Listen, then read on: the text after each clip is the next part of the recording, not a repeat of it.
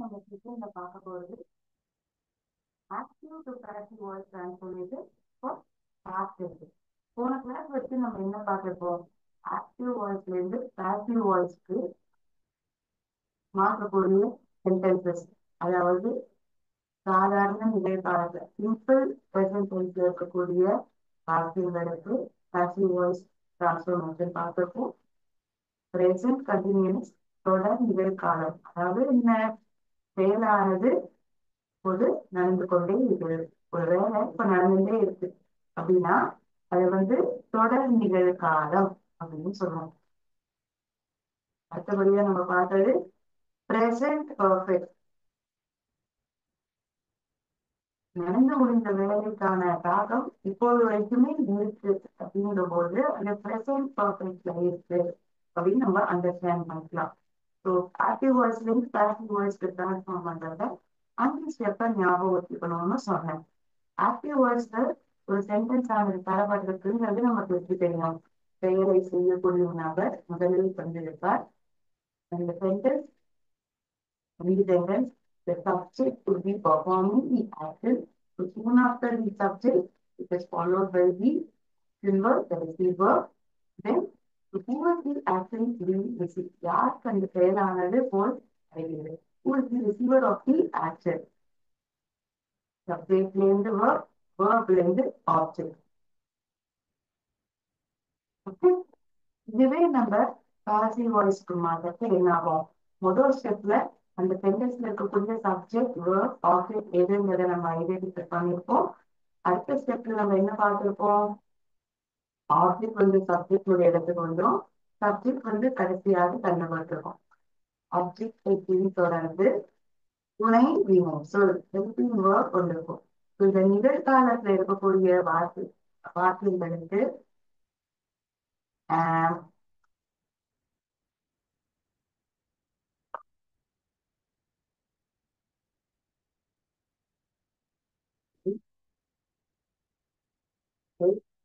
R இந்த வார்த்தைகள் நம்ம பேசிவ் வாய்ஸ்ல உபயோகிப்போம். அதை பின்தொடர்ந்து முக்கிய செயல் சொல், அது பாஸ்ட் பார்ட்டிசிபல் ஃபார்ம்ல இருக்கும். பின்தொடர்ந்து பைங்கிற ப்ரெபோசிஷன் நடத்தப்பட்டிருக்கும். ஏன் இந்த பைங்கிற ப்ரெபோசிஷன் நம்ம கேட்போம்? யாரால இந்த செயலானது நடத்தப்பட்டது? Who the action was performed? So note that we need this preposition by. So after writing the preposition by, we write towards the end the subject, because subject comes to the object position. Subject comes to the object position. Object is moving to the subject position. Yes. First we are understanding the subject verb object in a given sentence. Then we are sorry. In second step we are swapping. அதாவது object சப்ஜெக்டினுடைய இடத்துக்கும் subject ஆப்ஜெக்டினுடைய இடத்துக்கும் வந்துடுது. Object position, object subject position. மூணாவது ஸ்டெப்லனா இந்த துணை வினை சொல்லானது சேர்க்கப்படுகிறது. இதுக்கப்புறம் verb இதனுடைய பாஸ்ட் பார்ட்டிசிபல் ஃபார்ம் மாற்றப்படுறது. 5வது ஸ்டெப்லனா இந்த பைங்கிற ப்ரெபோசிஷன் நினைக்கிறோம். இதுக்கு அப்புறம் பார்த்தோம்னா நமக்கு வந்திருக்கக்கூடிய அந்த வாக்கியத்தின் அமைப்பு இப்படி இருக்கும். Final sentence would be in this format. First we identify subject, verb, object. Then we swap, அதாவது மாற்றி எழுதும். ஆப்ஜெக்ட் சப்ஜெக்டினோட இடத்துக்கும் சப்ஜெக்ட் ஆப்ஜெக்டினோட இடத்துக்கும் எழுதுறோம். அதன் பிறகு துணை வினை சொல் சேர்க்கப்படுறது. verb past participle form மாற்றி எழுதப்படுது. having preposition by working comes the subject. You already identified. இப்படி நம்ம ஐடென்டிஃபை பண்ணி மாற்றி எழுதினோம்னா நம்மளால சுலபமா டிரான்ஸ்ஃபார்ம் பண்ண முடியும். ஒரு கொடுக்கப்பட்ட வார்த்தையில ஈஸியா நம்மளால பாசிவ் வாய்ஸ்க்கு எழுத முடியும். இந்த ஸ்டெப்ஸை நம்ம எதுக்கெல்லாம் ஃபாலோ பண்ணிருந்த போன வரைக்கும் சாதாரண நிகழ்காலம், தொடர் நிகழ்காலம், முற்றுப்பெற்ற நிகழ்காலம், இந்த மூணுத்துக்குமே நம்ம இது வரைக்கும் பார்த்துட்டோம். போதுமான அளவு உதாரணங்கள் பார்த்துட்டோம். We have solved just a lot of examples pertaining to it. We have solved any number of questions. நிறைய கேள்விகளும் அதுக்கு சம்பந்தமாக நம்ம சால்வ் பண்ணியிருக்கோம். இன்னைக்கு நம்ம பார்க்கக்கூடியது என்னன்னா இறந்த காலத்தில் இருக்கக்கூடிய வாக்கியமானது ஆக்டிவ் வாய்ஸில் தரப்பட்டிருக்கிறது. அதை நாம் எப்படி பாசிவ் வாய்ஸ்க்கு மாற்றோம். கொடுக்கப்பட்ட சென்டென்ஸ் வந்து ஆக்டிவ் வாய்ஸ்ல இருக்கக்கூடிய சென்டென்ஸ் ஆனது சிம்பிள் பாஸ்ட், சாதாரண இறந்த காலம் சிம்பிள் பாஸ்ட் டென்ஸ்ல இருக்கு.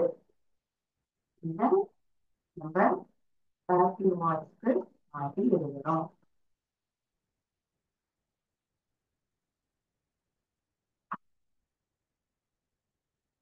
அப்படின்னா இந்த வாக்கியத்தினுடைய அமைப்பு எப்படி இருக்கும் அதை முதல்ல தெரிஞ்சுக்கணும் இல்லையா?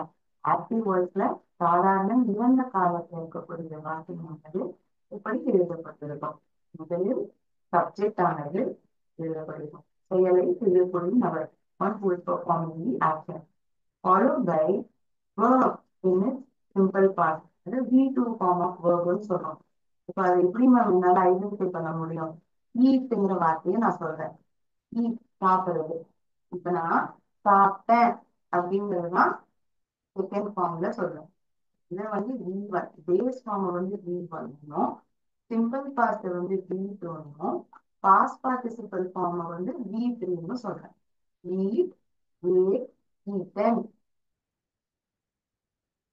eat, ate, eaten. என்ன சொல்ல வருது? ஆக்டிவ் வாய்ஸ்ல இருக்கக்கூடிய சென்டென்ஸ் ஆனது செயலை செய்யக்கூடிய நபர் பிறகு இந்த வீட்டு சொல்லானது சிம்பிள் பாஸ்ட்ல இருக்கும். V2 ஃபார்ம் ஆஃப் தி வேர்ப்ல இருக்கும். உங்களுக்கு ஐடென்டிஃபை பண்ண தெரியல V2னா என்னன்னு தெரியல. அது ஒரு உதாரணத்தோட பார்த்தா புரிஞ்சிருக்கும். Okay, one of you is asking me to give one more example. Right, எழுதுறது. wrote, இது சிம்பிள் பாஸ்ட். எழுதுறது, எழுதின, எழுதப்பட்டுள்ளது. written, right in its base form, that is V1. wrote in its simple past, that is V2. past participle form is V3. எழுதப்பட்டுள்ளது, written. eat, ate, eaten, write, wrote, written. நமக்கு என்ன சொல்றாங்க? Active வாய்ஸ்ல தரப்பட்ட sentence ஆனது simple past டென்ஸ்ல இருக்கும் அப்படின்னா அந்த சப்ஜெக்ட் பின்தொடர்ந்து வரக்கூடிய வினை சொல்லானது சிம்பிள் பாஸ்ட் ஃபார்ம்ல இருக்கும். அதை பின்தொடர்ந்துதான் ஆப்ஜெக்ட் கொடுக்கப்பட்டிருக்கும். வாக்கியத்தினுடைய அமைப்பு எப்படி இருக்குன்னு சொல்லிருக்கீங்க. We have told the structure of the sentence, how it would be written in simple past tense. Please give us an example in the form of a sentence, ma'am. ஒரு வாக்கிய வடிவத்துல வந்து ஒரு உதாரணத்தை காண்போம் மேம். கண்டிப்பா பார்க்கலாம். ரவி வெளிகளை கட்டினார். ரவி bills. இப்ப நம்ம வீட்டுல எல்லாருமே இபி பில், வாட்டர் பில் எல்லாம் கட்டுவோம் இல்லையா? ரவி வந்து பில்ல கட்டினான். ரவி பில்ல கட்டினான். இப்ப கட்டுறான்னு சொல்றதா, கட்டிட்டான்னு சொல்லப்படுறதா? கட்டிட்டான்னு சொல்லப்படுறது. Ravi paid bills. இப்போ நம்ம இது வரைக்கும் நம்ம என்ன சொல்லியிருக்கோம்? ஒரு சென்டென்ஸ்னு எடுத்துட்டோம்னா அது தரப்பட்டிருக்கிற சென்டென்ஸ் ஆக்டிவ் ஒரு சார்ந்தது எப்படி சொல்லி ஐடென்டிஃபை பண்ணுவோம். செயலை செய்யக்கூடிய நபர் ஆரம்பத்தில் வந்திருப்பார். அவர் தான் அந்த செயலை செய்வார். யாரு சப்ஜெக்ட்? சப்ஜெக்ட் வந்து ரவி. ரவி என்ன பண்றான்? வில்ல கட்டினான். கட்டினாங்கிறது இங்க verb. இந்த verb வந்து என்ன ஃபார்மேட்ல இருக்கு? என்ன ஃபார்ம்ல இருக்கு? சிம்பிள் பாஸ்ட்ல இருக்கு. paid. இதை கட்டினா, வில்ல கட்டினா, வில்களை கட்டினா. இது ஆப்ஜெக்ட் ஆகுது. சப்ஜெக்ட் verb ஆப்ஜெக்ட ஐடென்டிஃபை பண்ணிட்டோம். அதுதானே ஃபர்ஸ்ட் ஸ்டெப். நம்ம இதை கண்டுபிடிச்சாதானே அடுத்த ஸ்டெப்புக்கு போக முடியும் இல்லையா? But all we identify the first step, only will be able to move on to the next steps. Next step, right? அடுத்தபடியா நம்ம என்ன பண்ணுவோம்? ஆப்ஜெக்ட் சப்ஜெக்ட் உள்ள இடத்துக்கு வரும். சப்ஜெக்ட் ஆப்ஜெக்ட் உள்ள இடத்துக்கு போகும். துணை வினை சொல் வரும். Past participle form of the verb வரும். பைங்கிற ப்ரொபோசிஷன் சேர்க்கப்பட்டிருக்கும். கடைசியாக சப்ஜெக்ட் ஆனது எழுதப்பட்டிருக்கும். இன்னும் நம்ம என்ன ஞாபகம் வச்சோம், சப்ஜெக்டினுடைய இடத்துல ஒரு ப்ரோனோன் ஒரு பிரதிபெயர் சொல் எழுதப்பட்டிருந்தா பிரதிபெயர் சொல்லானது ஆப்ஜெக்டினுடைய இடத்துக்கு மாற்றி எழுதும்போது அது மாறிடும். ஒருவேளை he paid the bills அப்படிங்கிறதுனா அவன் பில்ஸ்களை கட்டினான். பில்கள் அவனால் கட்டப்பட்டது. Bills are paid by him அப்படின்னு சொல்லியிருக்கோம். நீங்கிறது ஹிம்ன்ற ப்ரோனோனால மாற்றி எழுதப்படும். இங்க அப்படியா, இது ஒரு நபரினுடைய பெயர் தான் எழுதப்பட்டது. Here, in the sentence, if at all we notice, name of the person is mentioned. So, there will not be any change, it will directly move to the object position. Okay, fine. Now, the object is coming to the subject. Please, the bills.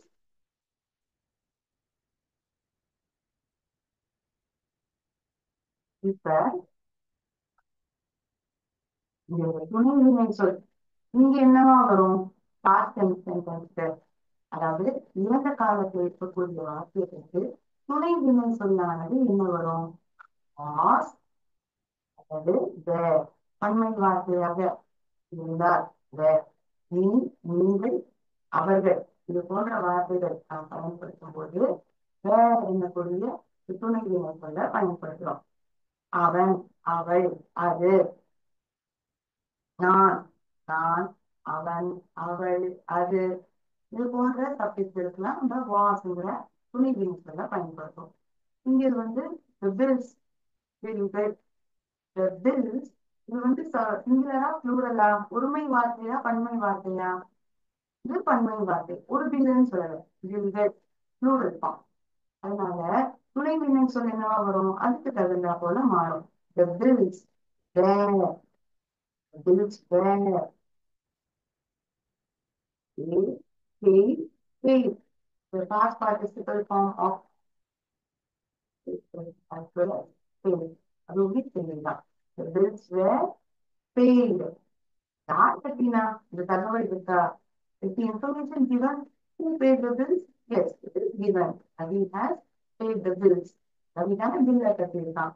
The bills were paid by யாரால அப்படிங்கிறத எழுதணும்னா அதுக்கு எனக்கு இந்த ப்ரொபோசிஷனான by சேர்க்கப்பட்டிருக்கணும். The bills were paid by Ravi.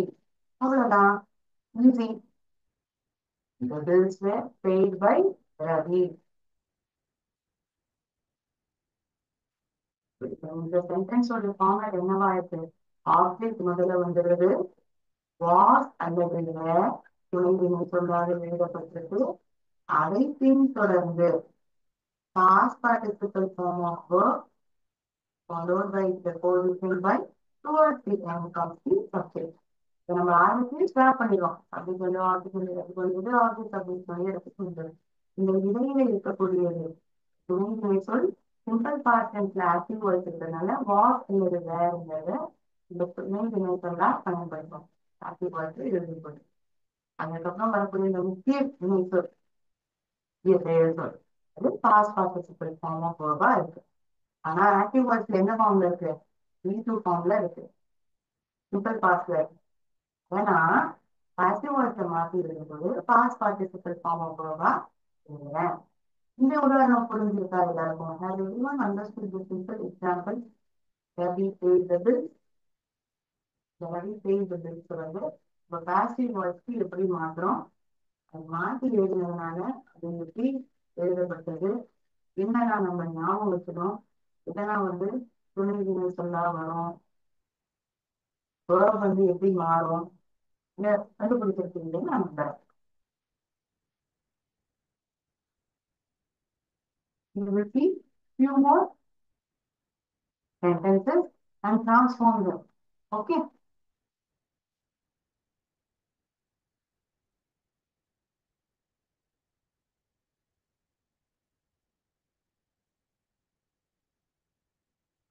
Sentence படிச்சோடனே அது இப்ப நடக்கிற வேலையை பத்தி பேசுறாங்களா, நடந்து முடிச்ச வேலையை பத்தி பேசுறாங்களா, இல்ல நடக்க போற வேலையை பத்தி பேசுறாங்களான்னு அந்த பேசிக் ஐடென்டிஃபிகேஷன் நமக்கு தெரிஞ்சிருக்கோம். அதை வச்சுதான் நம்மளால அடுத்தடுத்த ஸ்டெப்புக்கு மூவ் ஆன் பண்ண முடியும் இல்லையா? So we should be able to identify the tense in this given sentence has been given.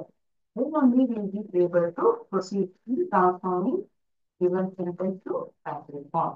இப்பதான் நம்மளால கொடுக்கப்பட்ட வாக்கியத்தை passive voice-ல எழுதணும். இன்னும் சில உதாரணங்களை எழுதுறேன். Lisa bought வாங்கினார். Lisa bought a bike. Lisa ஒரு வண்டியை வாங்கினார். சரி, ஓகே. ஒரு சென்டென்ஸ். அடுத்த சென்டென்ஸ், அவன் ஓட்டப்பந்தயத்தை ஜெயிச்சான்.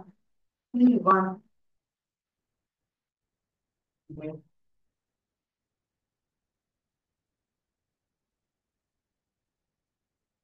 இந்த சென்டென்ஸ் நம்ம passive voice மாத்துவோமா? ஓகே. சப்ஜெக்ட் எது, verb எது, ஆப்ஜெக்ட் எது முதல்ல பார்த்துருவோமா? Lisa bought a bike. Lisa ஒரு வண்டியை வாங்கினா. யார் வண்டியை வாங்கினா? Lisa. யார் இந்த செயலை செய்யறா? Lisa செய்யறா. Subject, verb, object. இது இப்ப வாங்கிட்டான்னு சொல்லப்பட்டிருக்கா, வாங்கினான்னு சொல்லப்பட்டிருக்கா? ஒரு செயலானது நடந்து முடிஞ்சது.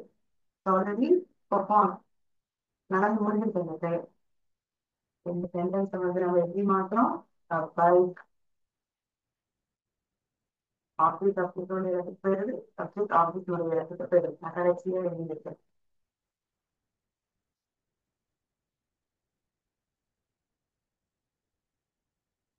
பைக் ஒரு பைக் தான், ஒருமை வார்த்தை தான். ஒருமை வார்த்தையாக இருந்ததுன்னா சப்ஜெக்டோட இடத்துல நம்ம அதுக்கு என்ன துணைவினை சொல்ல பயன்படுத்துவோம்? வாசா இல்லாட்டி வேறா? கண்டிப்பா வாஸ் தான் பயன்படுத்தும். ஏன்னா ஒருமை சொல். singular subject, sorry. A bike was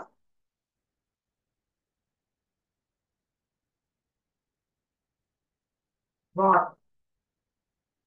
simple பாஸ்ட்லயும் இந்த வார்த்தையானது bought தான். பாஸ்ட் பார்ட்டிசிபிள்லயும் இதே வார்த்தை. A bike was bought by Lisa. பைக்கானது லீசாவால் வாங்கப்பட்டது. Bike was bought by Lisa.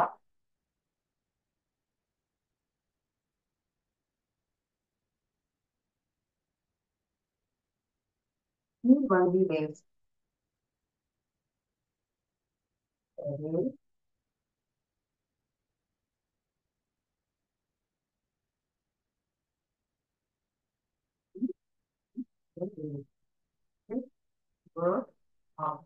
Object சப்ஜெக்டோட இடத்துக்கு சப்ஜெக்ட் ஆப்ஜெக்டோட இடத்துக்கு போகும்போது இது ஒரு தோணும். இங்க போன எக்ஸாம்பிள்ல பார்த்தோம்னா ஒரு நபரினுடைய பெயராவே இருந்திருக்கு. ஆனா இங்க அப்படியா? இது ஒரு ப்ரோனவுன் பயன்படுத்தப்படுறது. அதனால ஹீங்கிற வார்த்தை சப்ஜெக்ட் ப்ரோனவுனா இருக்கும்போது ஆப்ஜெக்ட் ப்ரோனவுனா மாறத என்னவாகும்? ஹீங்கிற வார்த்தையா மாற்றி எழுதப்படும். The race. He transforms to him. The race. துணை வினை சொல். Was ஓட்டப்பந்தயமானது அவனால் ஜெயிக்கப்பட்டது. Was won by him. Win based on one, simple past. Again the same word in past participle. சரி,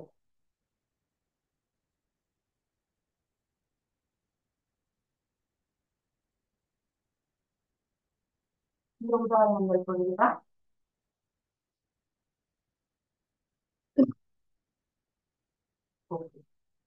சிம்பிள் பாஸ்ட்ல ஒரு வினை சொன்னானது எப்படி எழுதப்பட்டிருக்கும், அதையே நம்ம பாஸ்ட் பார்ட்டிசிபிளா மாற்றி எழுதுறோம்னா எப்படி மாற்றணுங்கிறத இந்த வார்த்தைகளுக்கு சிம்பிள் பாஸ்ட்ல பயன்படுத்துற வார்த்தைகளே தான் பாஸ்ட் பார்ட்டிசிபிளையும் உபயோகிக்கும். இப்ப நம்ம பார்த்த உதாரணங்கள் அப்படிதான் இருக்கு இல்லையா?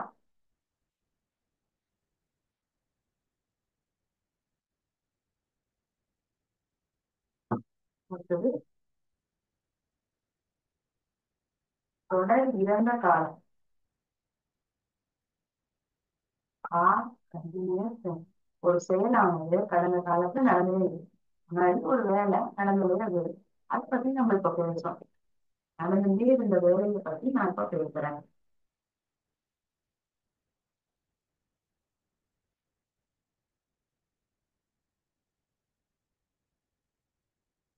இப்போ எக்ஸாம்பிளோடையும் நான் அப்படி இருக்கு சரியா. வேறு drinking tea. அவர்கள் தேநீரை குடித்துக் கொண்டு இருந்தனர். they were இப்ப குடிச்சிருந்திருக்காங்கன்னு சொன்னா they are drinking tea வந்திருக்கும். கரெக்டா. இப்ப டீய குடிச்சிருந்திருக்காங்க அப்படின்னா என்ன எப்படி சொல்லியிருந்திருக்கோம்? they are drinking tea சொல்லியிருந்திருக்கோம். ஆனா இங்க என்ன சொல்லப்பட்டிருக்கு? they were drinking tea அப்படின்னு சொல்லப்படுது. அவங்க டீயை குடிச்சிருந்திருந்தாங்க. அவங்க டீயை குடிச்சிட்டு இருந்தாங்க. நீங்க ஏன் மேம் பயன்படுத்தப்பட்டது? சப்ஜெக்டே பன்மை வார்த்தை இல்லையா? சப்ஜெக்ட் எஸ்என்எஸ் ட்ரூ இருக்கும். சப்ஜெக்ட் எஸ்என்எஸ் ட்ரூ இருக்கும். We use verb accordingly. அதனாலதான் இந்த வேர் பயன்படுது. ஓகே.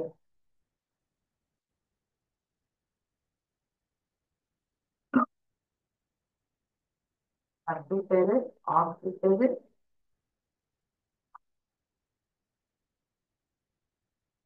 சப்ஜெக்ட் ஆப்ஜெக்ட் தான் ஐடென்டிஃபை பண்ணிட்டோம். அடுத்து நம்ம ஸ்டெப் என்ன? ஸ்டெப் 2 ஸ்டார்ட் பண்ண போறோம். சி இது சப்ஜெக்டோட இடத்துல வந்துருக்கு. ஆப்ஜெக்ட் நினைக்கிற இடத்துக்கு தேங்கிற வார்த்தை போகும்போது என்னவா மாறும்? அதுன்ற பதிப்பெயர் சொல்லுங்க. ஓகே. வேறு திருப்பதி அவர்கள் டீயை குடித்துக் கொண்டு இருந்தார்கள். வேறு திருப்பதி சப்ஜெக்டோட இடத்துல என்ன இருக்கு? Tea was being sorry, he was being drunk. டீயானது அவர்களால் குடிக்கப்பட்டு கொண்டு இருந்தது. He was being drunk by them. He was being drunk by them. எப்படி நான் இங்க சொல்றீங்க? புரியலையே. ட்ரிங்கிங் ட்ரிங்கிங் கொடுக்கப்பட்டிருக்கு. ஆனா இங்க என்ன ட்ரங்க்னு எழுதியிருக்கோம்? நமக்கு வாசனை லிஸ்ட் அவுட். ஓகே. ட்ரிங்க் குடிக்கிறது. சரி. நான் இப்ப டீயை குடிக்கிறேன். ஐ ட்ரிங்க் டீ எவ்ரி மார்னிங். நான் எல்லாத்தையும் காட்டல. டீ குடிப்பேன். குடிக்கிறேங்கிறத சொல்றேன். நான் டீ குடிச்சேன் அப்படின்னா ஐ பிராண்ட் இட் அப்படின்னு சொல்லியிருப்பேன். என்ன சொல்லியிருப்பேன்? ஐ பிராண்ட் இட். இப்ப இது வேஸ்ட் தான் குடித்தது. சிம்பிள் ப்ரெசன்ட் இருக்கு. இந்த வீட்டுங்கிறது சிம்பிள் பாஸ்ட். குடிச்சேன் அப்படின்னு சொல்லப்படுது. குடிக்கப்பட்டது அதுதான் வீட்டிருப்போம். பாஸ் பார்ட்டிசிபிள் இருப்போம். இதுக்கான வார்த்தை என்ன? ட்ரங்க். அதுதான் அதெல்லாம் நம்ம இங்க உபயோகிச்சிருக்கோம். Past continuous tense. Past continuous டென்ஸ்னா என்ன ஆகும்? சப்ஜெக்டோட வேர்ப் இல்லையா? அது ஐஎன்ஜி இணைக்கப்பட்டிருக்கும். ஒரு செயலானது நடந்து கொண்டிருந்தது என்பதை நாம் இடைவெளிக்கு கண்டுபிடிக்க முடியும். அந்த செயல் சொல்லுடன் ஐஎன்ஜி ஆனது இணைக்கப்பட்டிருக்கும். முன்னாடி இந்த காலத்துல ஒரு செயலானது நடந்ததுன்னா இந்த வேர்புக்கு முன்னாடி என்ன வந்திருக்கணும் மேம்? இடத்துல வாஸ் அல்லது வேர் வந்திருக்கணும். சரி, வாஸ் அல்லது வேர் பயன்படுத்தி இருந்திருக்கணும். அதுதான் இங்க சொல்றாங்க. சப்ஜெக்ட் பிளஸ் வேர் பிளஸ் வேர்ப் பிளஸ் ஐஎன்ஜி அப்படித்தானே இங்க இருக்கு. கரெக்டா? சப்ஜெக்ட் இந்த சென்டென்ஸ்ல பார்த்தோம்னா சப்ஜெக்ட் வேர் பிளஸ் வேர்ப் பிளஸ் ஐஎன்ஜி கடைசியாக ஆப்ஜெக்ட் தரப்பட்டது. இதெல்லாம் passive voice இங்க past participle form of the verb எழுதிடுவேன். drunk. He was being drunk by them. எப்போதுமே நம்ம passive voice மாற்றத்தை காலத்தை மாற்றி எழுத மாட்டோம். சொல்ற அர்த்தம் விதவிதமா எழுதும். passive voice மாற்றி எழுதுறோம். அவ்வளவுதான். அவர்கள் டீயை குடித்துக் கொண்டு இருந்தனர்.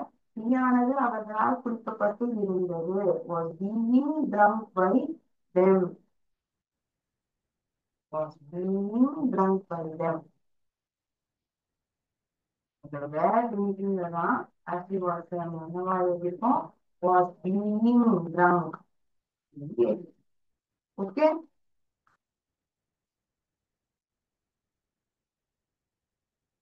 அப்படின்னா உங்களுக்கு என்ன சொல்ல வரீங்கன்னா ஆக்டிவ் வாய்ஸ்ல இருக்கக்கூடிய சென்டென்ஸ்ல எப்படி இருக்கும்? Subject plus was or verb plus ing செவன் தொடர்ந்து ஆப்ஜெக்ட் இது இருக்கும். கரெக்டா மேம்? கரெக்ட். இதை நான் பேசிவ் வாய்ஸ் என்னவா மாறும்? ஆப்ஜெக்ட் முதல்ல வந்துடும். வாஸ் ஆர் தேர்.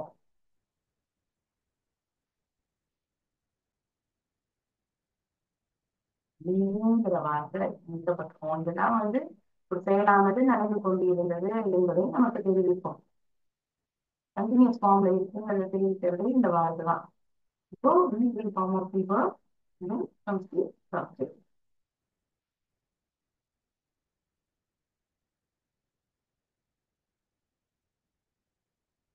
உதாரணத்தை நான் எழுதினேன். It is here.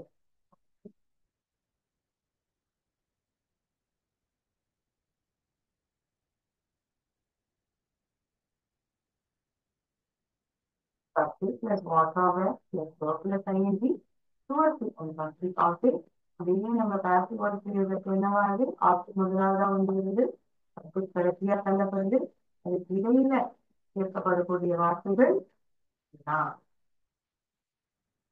Correct. One of you have identified. You have missed the word by. Thank you for reminding me. Mistake. Object plus was or were. Meaning past participle form of the verb. Then comes the position by. Towards the end comes the subject. So sorry. You see one more sentence for past continuous tense. Okay.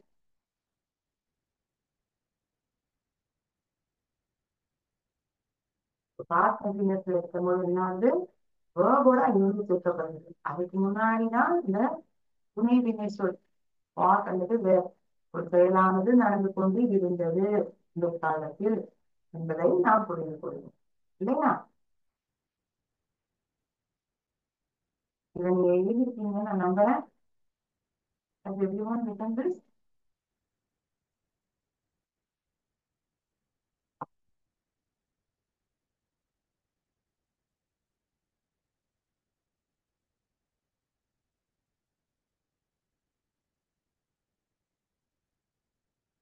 One more example.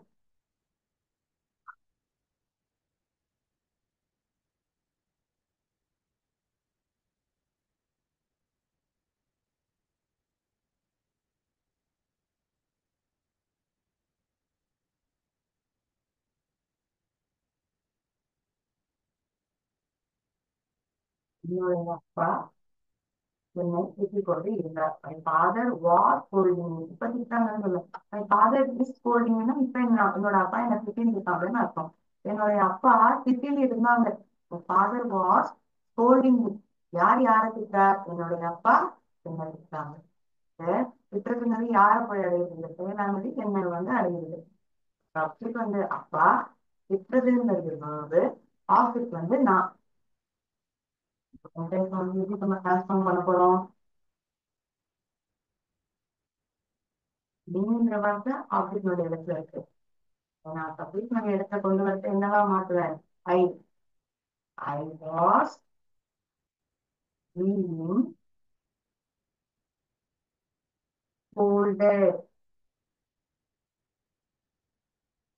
Was being scolded by my father. என்னுடைய அப்பாவால் நான் கொண்டு இருக்கப்பட்டேன்.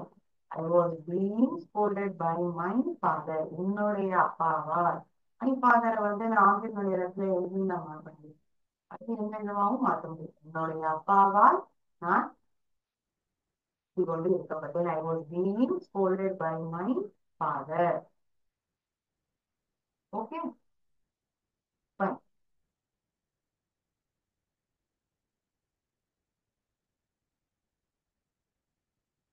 Okay. Verb of இந்த வேர்போட main verb scold அப்படின்றது தான். இது இது துணை வினை சொல். Plus was or were plus verb plus ஐஎன்ஜின்னு சொல்லியிருக்காங்க இல்லையா? ஆக்டிவ் வாய்ஸ்ல இருக்கக்கூடிய சென்டென்ஸ் அமைப்பு எப்படி இருக்கும்? How is the sentence be in active voice? To be in this format. If the sentence is in the given format, yes, it is. If at all I'm transforming it into passive voice, object comes with me, followed by was or were, depending upon the subject. And this sentence is what? Only the same, the same denotes the present progressive form. Progressive na in continuous form. Hope you remember another word that I had mentioned earlier. For continuous is progressive. Object plus was or the being, the free form of the verb, followed by preposition by towards depends on the subject.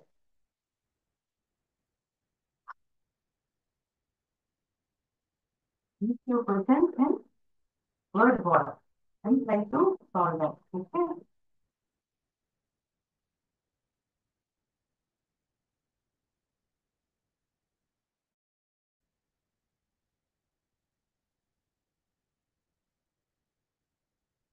So,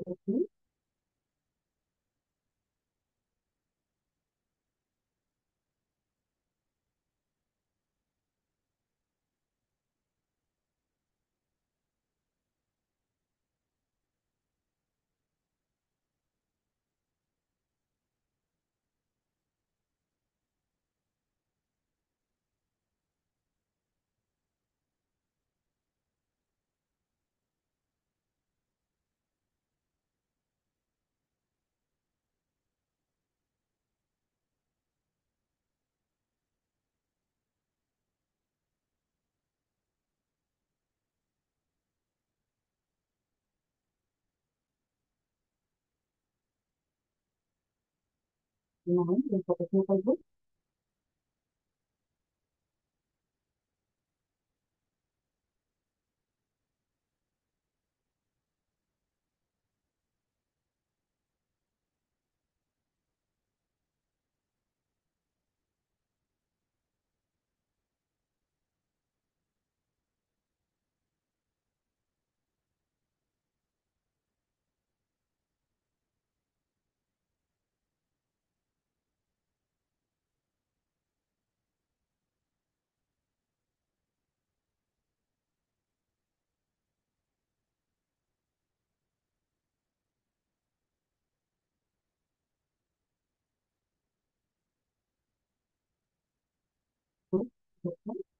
in the field,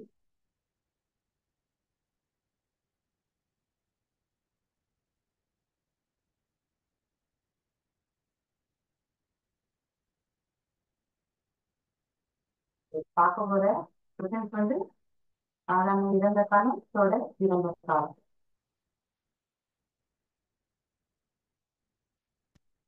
He won the race. அவன் போட்டியில ஜெயிச்சான். Already நம்ம பார்த்தோமே ma'am, இதுக்கு தெரியுமே. Yes. Must you already answered this? The race was won by him. போட்டியானது அவனால் ஜெயிக்கப்பட்டது. It was won by him. I made a cake. நான் ஒரு கேக்க பண்ணேன். I made a cake. Cake என்னால் செய்யப்பட்டது. Cake was என்னால் செய்யப்பட்டதுங்கிறது எங்க தெரிவிக்கும்? Was made by me. Radha was flying the flight. Radha வந்து பட்டத்தை விட்டுக் கொண்டு இருந்தார். ராதா பட்டங்களை விட்டுக் கொண்டு இருந்தார். ராதாங்கிறது சப்ஜெக்ட், வாஸ் பிளேங்கிறது வேர்புடன் ஐஎன்ஜி, அதற்கு முன்பாக ஹெல்பிங் வேர்ப் வாஸ் சேர்க்கப்பட்டது. அதாவது ஒரு செயலானது நடந்து கொண்டு இருந்தது.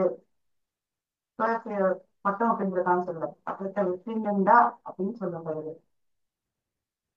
The kites. Correct. The kites were. Kitesங்கிறதுனால துணை திணை சொல் என்னவா மாறும்? அதுக்கு தகுந்தா கூட மாறும். Were being flown. Fly, flew, flown.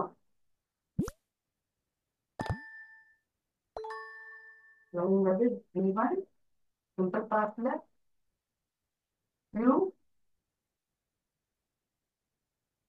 flown past participle. இன்னொரு எக்ஸாம்பிள் மட்டும் பார்ப்போம். இன்னொரு சென்டென்ஸை நம்ம சால்வ் பண்ணுவோம். They were cleaning the room. அவர்கள் அறையை சுத்தம் செய்து கொண்டு இருந்தார்கள். நீங்களும் இப்ப சுத்தம் செஞ்சிருக்காங்களா? சுத்தம் செஞ்சு இருந்தாங்க. The room was cleaning. Cleaned. போக மாட்டேங்குது. Very good. Now identify the correctly. So you have solved few questions pertaining to simple past and past continuous tense. Now we see multiple choice questions for the simple for the present sentences in active and passive voice. Okay.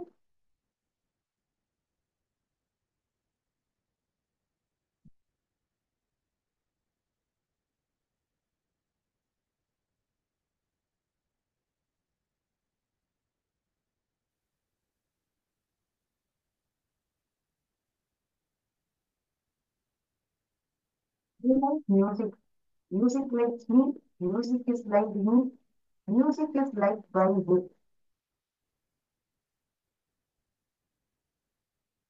இது இப்படிதான் கொடுக்கும்.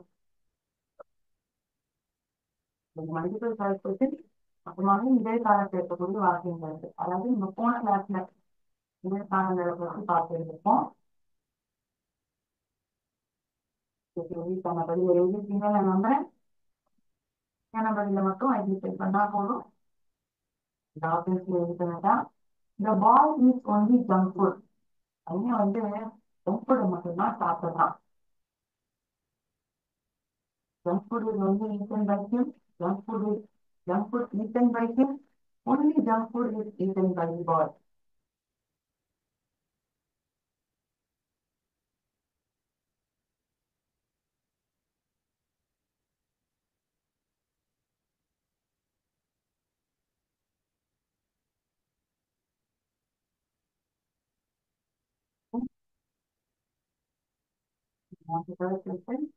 First question. We play football. When call பண்ண விளையாடுகிறோம். Football is played. Football is played by us. Football is played by we.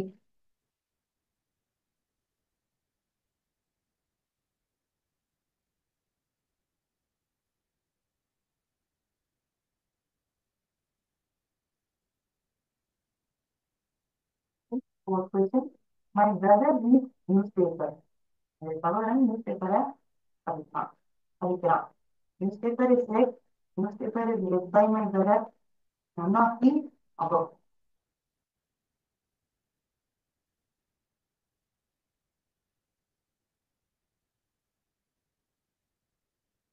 He is driving the car. And then the sentence for the format move on here. Yes, just move on to present continuous. Correct. தொடர் நிகழ்காலத்துக்கு மாற்றி எழுதப்பட்டிருக்கு. அவன் காரை ஓட்டிட்டு இருக்கான். Car is driven by him. A car is being driven by him. Both ANG.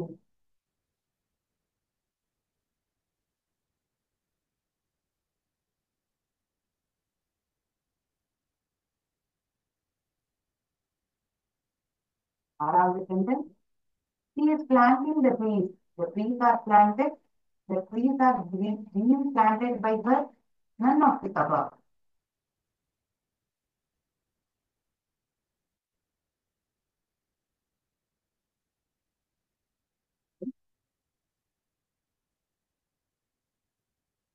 ஏழாவது கேள்வி.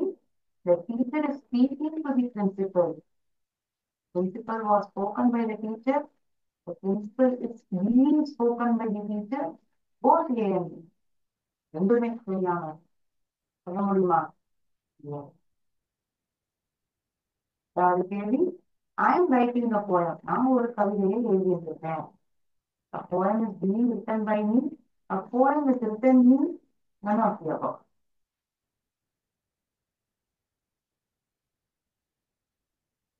Ninth one. Anada has completed the homework. The homework has been completed by Anada. The homework has been completed. None of the above.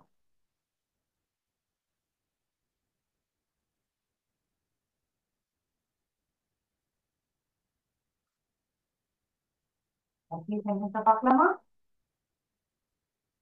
Okay. They have investigated that case. Case also investigate பண்ணியிருந்திருக்காங்க. The case has been investigated by them. That case has been investigated.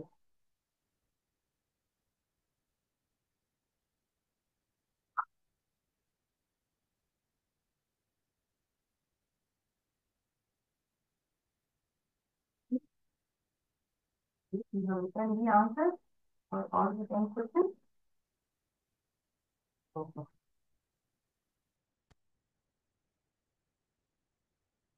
There are anyone having any doubt? You can ask me. Okay. Thank you so much, friends. நன்றி. வாழ்க பாரதம், வெல்க தமிழகம்.